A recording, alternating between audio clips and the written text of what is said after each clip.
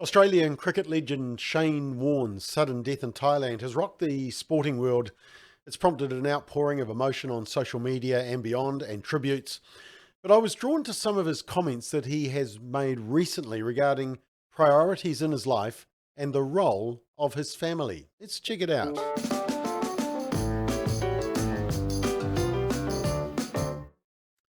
Now, please know I'm not really a cricket fan and I know very little about Shane Warne, so please don't take this as a commentary on his life. But a recent documentary on Shane Warne's career revealed the sad family sacrifices he'd made to excel in cricket. In the Amazon Prime documentary Shane, which was released earlier this year, Shane Warne said how much he had to focus on cricket over his family to achieve his greatness on the pitch. And he said, I can't shy away that I put my family second. For 9 months on the road, rightly or wrongly, cricket was always my number one priority. And it doesn't mean I didn't value my family, but they were second. And he explained the reason for his retirement from Test cricket in 2006. So the real reason I retired, and the major reason, was my children were 10, 8 and 6. I wanted to be with them more. I'd missed so much of their life.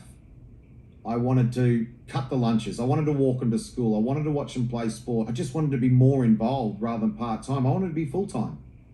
I wanted to be a full-time dad. And that was the major reason I retired. And I bloody loved it. And that sounds like a great motivation. And you can see from the family tributes just how much he meant to them as a father, and that he'd tried to put family first. Now, a couple of years earlier, he'd spoken in a TV interview about his life and his attempts to be a better person. Yeah, it's pretty hard to sort of relive some things when you've let down your children and let down your family, embarrass them at times. It's not easy to relive that and to write about that because it hurts. And to hurt my children, who are the most important thing in my life, was really tough. And you can see he's very raw, very real about his life and his priorities and the sacrifices he had to make. And he was asked, did he have any regrets, and how did he try to put things right? Regrets is the effect I had on my family, on my children. The effect I had on my children was, I let them down, and I have to live with that for the rest of my life. My ex-wife and I, to have the breakdown of a family is really hard on kids. But I'm proud of the kids they've become, and I'm proud of the father I've become. So that were probably the biggest regrets in my life. How have you kept such strong relationships with them, given all of those challenges that would have presented? Honesty with them, and being honest with them about, saying, I'm sorry, I let you down, my mistake. And, they hurt by that, but they've forgiven me, and they understand me, and they want me happy, and they also got to accept who I am. There's no point in them wanting me to be something I'm not. So I think they accept me for who I am.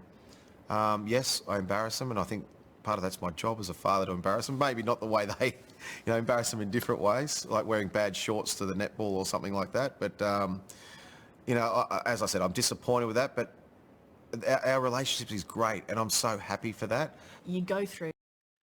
Yeah, and one of the things that I found interesting was just this comment. Shane sought help to become a better person, and he shared this in the interview, and he had to do something tough. He had to write his own obituary. I encourage anyone, if they've got any issues whatsoever, to please go and see someone, because it's important to go and talk to someone. I was a bit like, don't need that. And then when I started dating Elizabeth, and I wanted to become a better person, not just because of her, but because of the kids. And I just said, what? I'm sick of the rubbish. I want to be better, and I wanted to understand why things happened. And I got Jeremy Snape, who's become a great friend. And, one of the first things we did, we had a week in a hotel room, basically. He said, it's going to be brutal. I said, bring it. Let's go. I want to understand this. And the first question, he said, you got to write this. He said, write your own obituary. I went, right. And I had a few goes at it. And I didn't like, at that stage, I wasn't happy with who I am. And I felt I needed to change. I needed to do a few things and be better. And I've tried. you know, and I've tried, and I think I'm doing a pretty good job. That was, I think it was 8 years ago now, 7 or 8 years ago. As you say, maybe I'm getting a little bit wiser, maybe I'm maturing, but I know I'm happy with who I am, and I understand myself, so that's half the battle, and it was a very worthwhile week. Yeah, interesting. As I said, I don't know Shane Warne, but there has certainly been an outpouring of grief from such a sudden loss of both a family member, but also a sporting great at a relatively young age.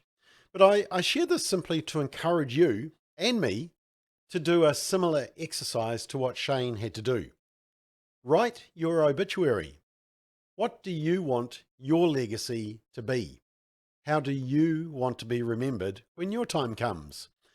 And as we do that exercise, we will quickly determine what priorities we currently have that shouldn't be that high a priority, and what areas of our life need more priority. Now, I'm pretty sure one of those priorities will be to do more to put family first.